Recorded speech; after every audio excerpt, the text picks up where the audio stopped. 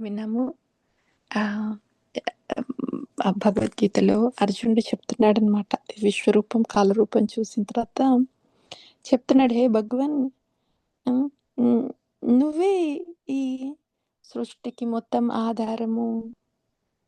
హ్మ్, నువ్వే అంతటా వ్యాప్తి చెందున్నావు. అట్లా విశ్వరూపాన్ని పట్టుకొని అట్లా చెప్తున్నాడు అర్జునుడు. విశ్వరూపమే అట్లా అయితే ఎప్పుడు ఉంటుందేంటి విశ్వరూపము? ఈ ప్రధాన ఎప్పుడైతే ప్రకృతిగా మేనిఫెస్ట్ అవుతుందో, ఆ, ప్రకృతిగా ఎప్పుడు మ్, ఉత్పత్తి చెందుతుందో అప్పుడు ఈ విశ్వరూపం ఉంటుంది. ఆ, అదే ప్రకృతి ప్రధాన రూపంలోనే ఉంటే మ్, ప్రకటితం కాలేదు. ఇంకా ప్రకృతి అంటే విశ్వరూపం కూడా ప్రకటితం కాలేదు. కానీ అటువంటి టైంలో కూడా విశ్వరూపం ప్రకటితం అయినా అవ్వకపోయినా ఒక రూపం ఎప్పటికీ ప్రకటితమే అవుతుంది, నామరూపం. మరి విశ్వరూపంనే అర్జునుడు ఇంతగా వేనోళ్ళగా పొగుడుతుంటే ఇక నామరూపం గురించి ఏం చెప్పాలి? ఆ ఈ నామరూపమే భగవత్ స్మరణనిస్తుంది. ఈ నామరూపమే భగవంతుడి దగ్గర కూర్చోబెడుతుంది. భగవంతుడు అంతటా ఉన్నాడు, ఎప్పుడూ ఉన్నాడు, ఎక్కడైనా ఉన్నాడు. కానీ ఇక్కడ ఇప్పుడు తత్క్షణం మనల్ని భగవంతుడి దగ్గర ఉంచేది ఈ నామరూపం.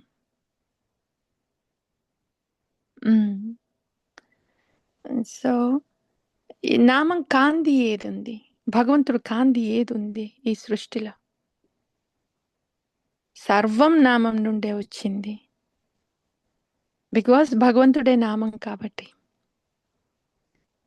సర్వకాల సర్వ అవస్థల్లో మన తోట ఉండేది నామమే. స్మరణలోకి తీసుకొని వెళ్ళడానికి, భగవంతుడితో ఉంచడానికి.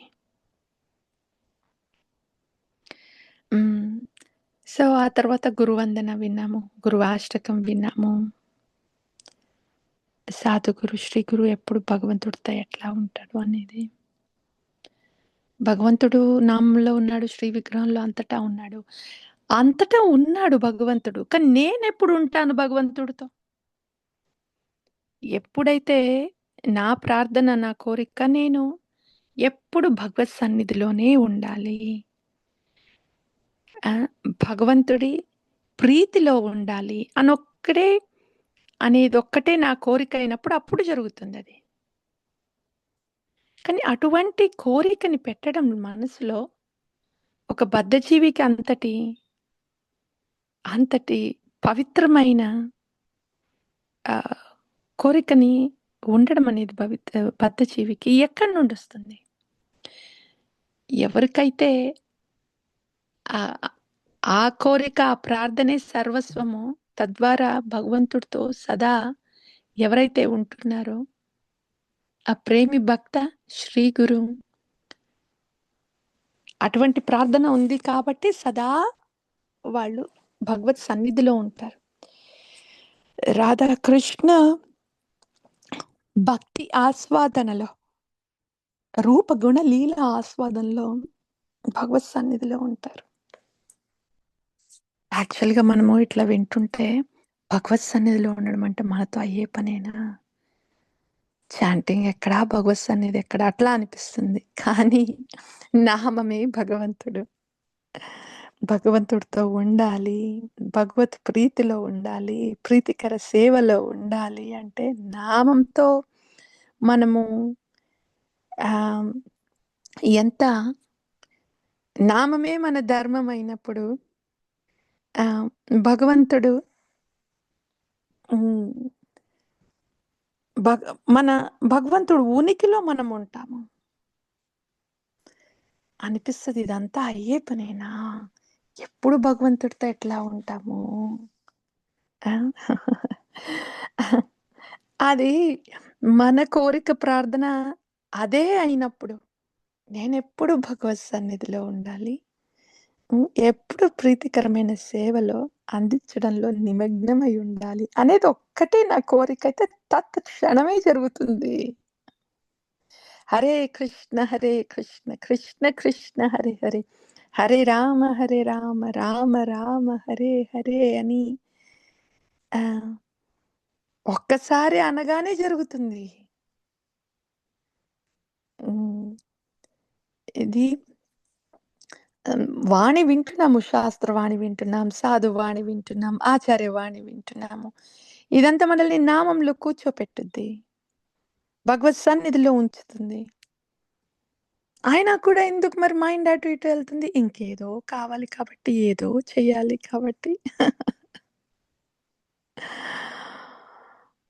ఏదో కావాలి అనేం లేదు భగవంతుడా, ఏదో చేయాలనేం లేదు. నీతోనే ఉండాలి, నీ సన్నిధిలో ఉండాలి, నీ పట్ల ప్రీతితో ఉండాలి, నీకు ప్రీతి సేవని సదా అర్పిస్తూ ఉండాలి. ఇదొక్కటే నా నా వినతి, ఇదొక్కటే నా ఉనికి అని ఎప్పుడైతే మనకి అనిపిస్తుందో దెన్ తత్క్షణం తత్క్షణం హరే కృష్ణ కృష్ణ కృష్ణ హరే హరే హరే రామ రామ రామ హరే హరే తత్క్షణం భగవత్ సాక్షాత్కారం అవుతుంది, నామస్మరణలోకి వెళ్తుంది. We can perceive, we can perceive. So ఇట్లా ఎవరికైతే కోరిక ఉందో, ప్రార్థన ఇది ఒకటే అయితే, సదా నేను భగవత్ సన్నిధిలో ఉండాలి, భగవంతుడి పట్ల పూర్తిగా ప్రీతితో ఉండి ప్రీతి సేవలో నేను నిమగ్నం అవ్వాలి. నాకు ఇంకా వేరే ఆలోచన లేదు, వేరే ఉనికి లేదు, అదే నాకు కావాలి అనే అటువంటి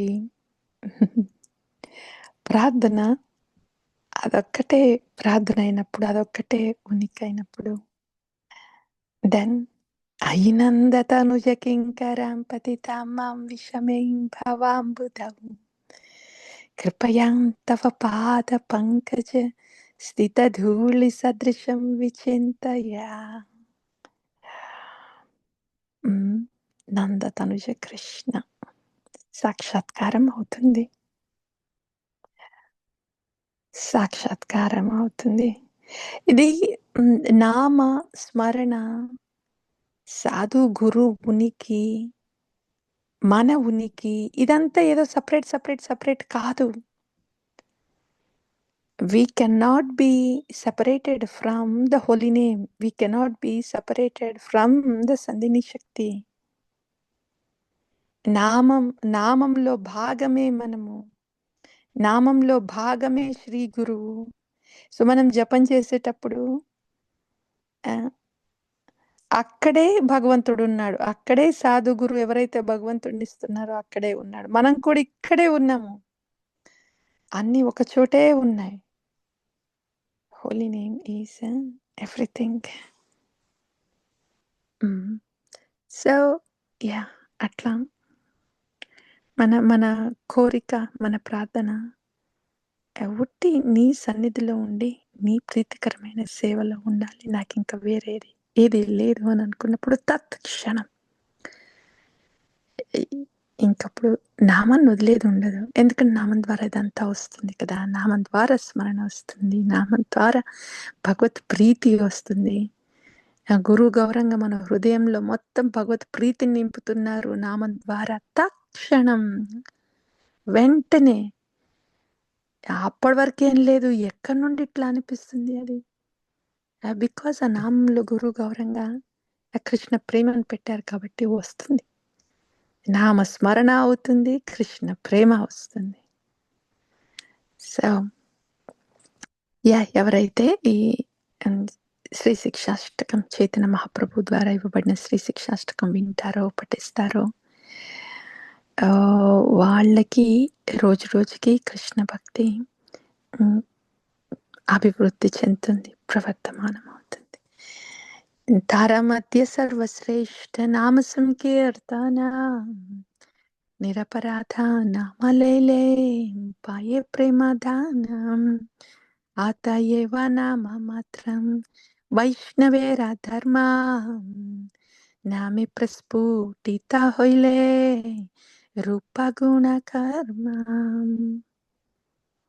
of all dangas of bhakti, Nama Sankirtana is the best because it is this Niraparata Nama makes our entry into the transcendental realm with great love for Bhagavan. So అన్ని అంగాల భక్తిలో అన్ని అంగాల్లోనూ సర్వశ్రేష్టమైన అంగము ఈ నామ స్మరణ, నామ సంకీర్తన. ఎందుకంటే ఇదే ఈ నామస్మరణ, నామ సంకీర్తన మన హృదయంలో కృష్ణ ప్రేమని నింపుతుంది కాబట్టి, ప్రేమ భక్తిని ఇస్తుంది కాబట్టి, ప్రేమ ధనాన్ని ఇస్తుంది కాబట్టి. హరే కృష్ణ కృష్ణ కృష్ణ హరే హరే, హరే రామ రామ రామ హరే హరే, హరే కృష్ణ కృష్ణ కృష్ణ హరే హరే, హరే రామ రామ రామ హరే హరే, హరే కృష్ణ కృష్ణ కృష్ణ హరే హరే, హరే రామ రామ రామ హరే హరే. ప్రేम से कहो श्री कृष्ण चैतन्य प्रभु नित्यानंद श्री अद्वैत गदाधर श्रीवासादि गौर भक्त वृंद की जय. श्री हरिनाम प्रभु की जय. श्री शिक्षाष्टकम की जय. आचार्य भगवान की जय.